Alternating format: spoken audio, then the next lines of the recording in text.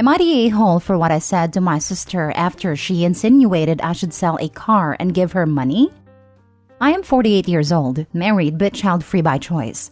It's something my wife and I agreed on early in our relationship. We both have pretty good jobs and are able to afford many expensive items and activities.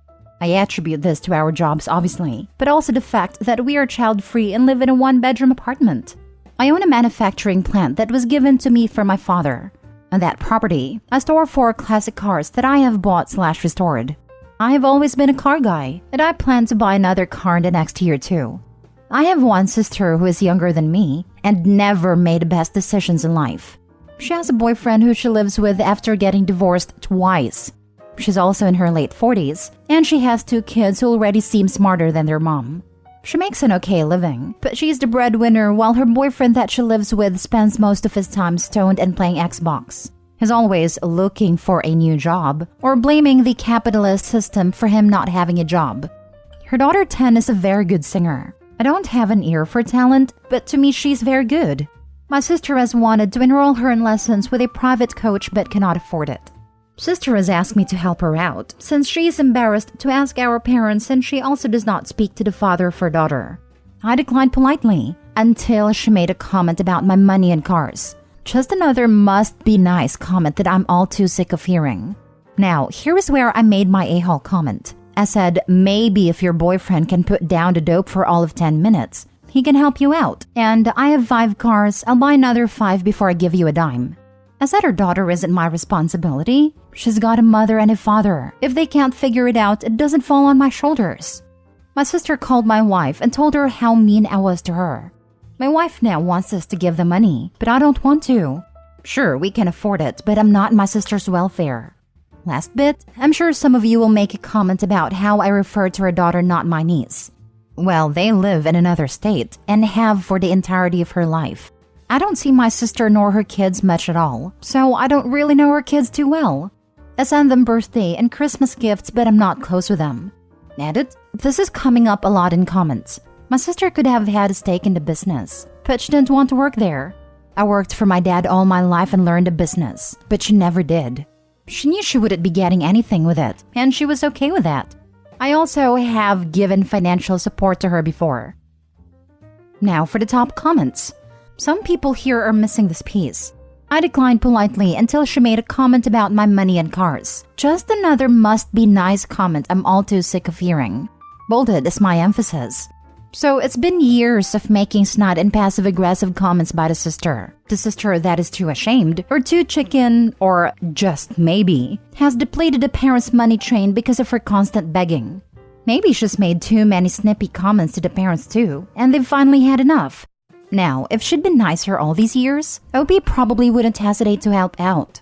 Opie took on the family business. Opie has made it a continued success. Opie made personal choices that resulted in having a comfortable life. Nobody is obligated to help raise or fund their siblings' children. Sister seems to have a habit of making not-so-smart life choices. That is not Opie's problem. Could Opie have been nicer? Less insulting? Sure. But even the most patient people finally have enough. And that's what this sounds like. Not the a-hole. My brother's ex-wife does this every time my mother gives him something. My mother gave him her old car instead of trading it in when she got a new one, and his ex did the "wow, must be nice" sneer and condescend, and my brother just smirked and said, "It is nice." You were honest about your perspective, and it sounds like your sister needs to get in touch with honesty/reality about herself and others. If she's been expecting other people to take greater care of her and her children than she does, that's unrealistic at best. The articulation may have been frank, but it sounds like she needed, and Opie definitely needed, to have a vivid picture painted. I say not the a-hole. She acts this way because she's one of those nothing is ever my fault people. Next story. Am I the a-hole for removing my daughter's bedroom door because she won't stop slamming it? I, 40 female, have 3 kids. Maggie, 14 female, Levi, 12 male, and Charlie, 10 male. Levi and Charlie share a bedroom, and Maggie has her own room as the oldest and also only girl. Maggie's a great kid. She does her homework, helps with chores without too much complaint, doesn't bug her little brothers too much. The issue is that she will not stop slamming her bedroom door. When she gets up to use the bathroom at night, She slams her bedroom door on her way out and back in. When she gets up in the morning or goes to bed at night, she slams it. Pretty much any time she enters or exits her room, the door gets slammed. And it's only her door, none of the other doors in the house.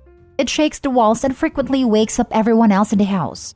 Her brother's room shares a wall with hers, and our bedroom is directly above theirs. We've talked to her about it and asked her very politely to please be more mindful about it because it is disturbing the rest of us. But it's in one ear and out the other. We tried being more forceful about it, saying that if she continues to slam her door, there will start to be consequences. Still, nothing changes. It all came to a head the other night when she got up to use the bathroom and all four of us were woken up by the slamming. I have to be up at 5 a.m. for work, and I've had enough of the broken sleep and came downstairs and knocked on her door.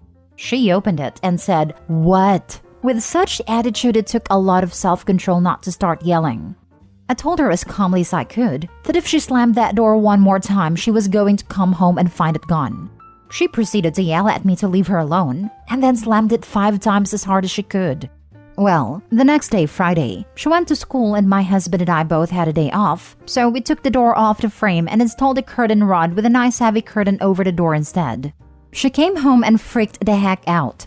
She said we're being emotionally abusive and taking away her right to privacy. She sulked all weekend and won't talk to us now. My mother says I'm the a-hole because I overreacted, but she doesn't have to deal with the house shaking. I want to add that we completely respect each other's privacy in our house, which is why we hung up a heavy curtain and made sure that we couldn't see through it or around it. We even put little Velcro pieces on the walls and curtain sides so it stays in place.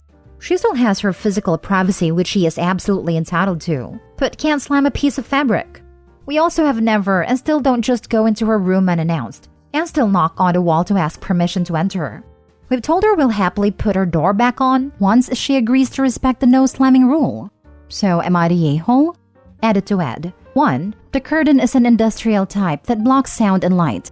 2. The curtain is only meant to be a temporary measure. As soon as she agrees to stop slamming and be respectful of the shared space, we will put it right back on. 3. The door isn't broken or malfunctioning in any way, and there is no draft causing it to swing shut. Not the a-hole. Interrupting everyone's sleep is unacceptable. You gave her plenty of opportunities to change the door slamming behavior, and she didn't do it. Let her sulk it out for a set amount of time. Let her know this amount. 1 week, 3 days, whatever you choose, then return the door conditionally for a trial. If she can refrain from slamming it, the door gets taken off again for even more time. Rinse and repeat until she no longer slams. The slamming it a few times in a row was the point where the door had to go. Opie's daughter might not have meant to wake others, but at that point, it was teenage spite.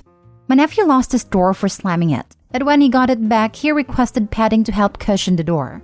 He actually lost the door when he slammed it shut and broke his little brother's foot during an argument. I think that made him feel worse than the actual grounding.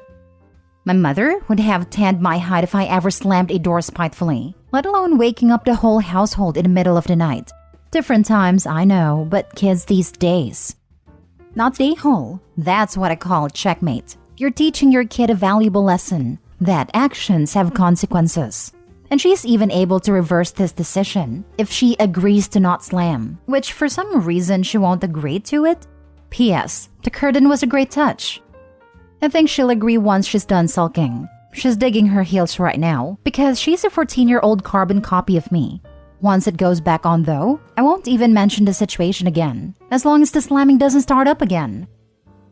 Next story. Am I the a-hole for telling my dad he and his wife need to look at themselves for the reason her son is struggling?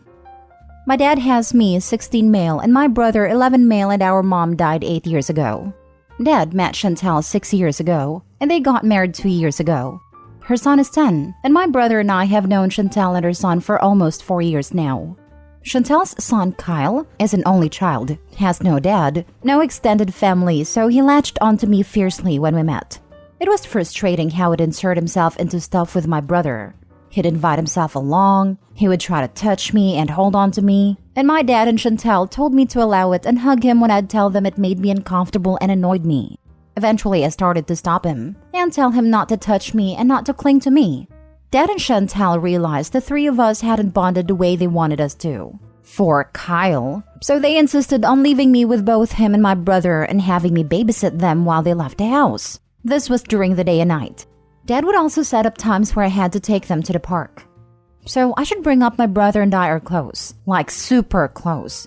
We lost our mom, all 4 grandparents, and our only uncle, though we have aunts, in a space of like 3 years. Losing them made us closer. I was always an affectionate big brother, my mom used to say, and our relationship is so easy and natural that we hug, or I'll ruffle his hair, or he'll sit on me sometimes if he wants something. None of it is forced, and it just kind of happens. Kyle saw a lot of that during the forced babysitting, the forced park trips, etc. And he never got to hang all over me, or be my shadow like he wanted, and I'm not affectionate with him. And it's caused him a lot of trouble dealing with stuff. Chantel was concerned, and so we went to therapy for that. He admitted to being jealous and that he hates my brother, but he also wants me all to himself. He's still in therapy, but he told Chantel that he's never going to be happy not being my brother. Chantel and Dad blamed it all on me. They said I had a responsibility to Kyle to be a good brother to him, and that it was my job as the oldest to look out for him and make sure I was loving him the same as I love my brother. My dad has brought it up a couple of times on his own as well. At the last time, I told him that he and Chantel should look at themselves because they knew Kyle was seriously clinging with me, and they sent him out with me and my brother knowing we're close and have an affectionate relationship, and did nothing to make sure we'd be okay. He told me I should have put my own feelings aside and done what Kyle needed me to do. And Chantel was like, how dare I blame them? And she called me evil for blaming them when I have destroyed her son. Am I the a-hole? Now for the comments. Not the a-hole. And yes, it is your father and stepmother's fault. Kyle should have been told that the two of you are brothers. Plus, you've both suffered the same serious losses in a very short time. That means the two of you have a special bond. Kyle needs to be taught his bond with you will be different because of that, and he cannot force it, otherwise that will only drive you further away. And no one should ever be forced to accept affection and clinginess from someone if it makes them uncomfortable. You have the right to pick and choose who's allowed to touch you. I worry about you, to be blunt. In a few years, you're going to be able to live on your own, and you're going to want to have contact with your brother. I suspect your father and Chantel will forbid your brother from coming to see you unless Kyle can go too. Perhaps if you could persuade your father and stepmother into family therapy, the perspective of a qualified professional might help you. I worry about the brother too if Kyle has that much animosity against him that wants him out of the picture. Not the a-hole. Harsh truth time. He is not your brother. He's the child of the woman your dad married and nothing else to you. There is nothing wrong with that. Feelings cannot and should not be forced. Them forcing him upon you is a surefire way to ensure that you will never see him as anything other than annoyance. Why do parents and step-parents on here always think they can force relationships? It's so obviously going to breed resentment and tension and backfire every time. Not the a-hole. Last story. Am I the a-hole for not wanting to cancel our honeymoon despite what happened with my brother-in-law? My husband, male 32, and I, female 24, just got married 3 weeks ago, and we are currently celebrating our honeymoon. The plan was to travel for 2 months for different countries of Europe, Asia, and Africa. We currently are in Spain, and we are supposed to take a plane to Morocco in 2 days. However, my husband wants to cut the trip short and go back to our home now. The thing is, his brother is in a horrible situation. His wife and daughter had a car crash, and they're in the hospital. The kid is fine, but his wife has to be a little longer in the hospital. That's all I know. I told my husband that I understand he wants to support his brother, but he's not a doctor, so he can't do anything to help really. And his brother's wife is fine. She probably only has a broken leg or something, and that's why she needs some more days in the hospital. I told him to just call his brother and ask to talk to his wife, so he can send her his best wishes, and that's all that he can do honestly. His parents and his in-laws are helping with the kids, so there's really nothing they need help in. I told him our honeymoon was important because it's a time for ourselves to enjoy and spend together. He wasn't having any of it. He called me selfish and then he kicked me out of our bedroom. I had to ask for a new one until he decided to let me in again. He told me that he's leaving tomorrow because he needs to be supportive of his brother and told me I can continue the trip by myself. But that's not the point of a honeymoon at all. I told him so, and he said that if he would have known how witchy I was, he would have never dated me. Am I really wrong here? Doesn't matter how well your in-laws are doing. The only important thing here is that your husband doesn't feel right staying away from his family in this time of need. Your husband is not having fun with you right now. He is not enjoying your company because his mind is elsewhere and he is worried for his brother. Yes, it is 100% wrong of you to ask him to disregard his own feeling just so he can keep you company for your own little sake. You're the a-hole. I agree, but I find it very weird that according to OP, her husband knows what is wrong and is refusing to tell her. She wants to call the hospital and see, but he also doesn't want that. It would get me thinking what was going on, to be honest. I think not the a-hole or everyone sucks here. Unpopular opinion, but not the a-hole. No one died or is on life support from the sounds of it. No major surgeries and the brother has support. I would not expect my brother to cut his honeymoon short to come home, especially if I had several others helping me out already. If someone had died, was near death, or was severely disabled, it would be different. Yeah, my partner had a severe work accident that resulted in him being hospitalized for over a month. His family was there for us, and my parents. I would have been really confused if any of my siblings have canceled a really big trip to come sit at a hospital with us.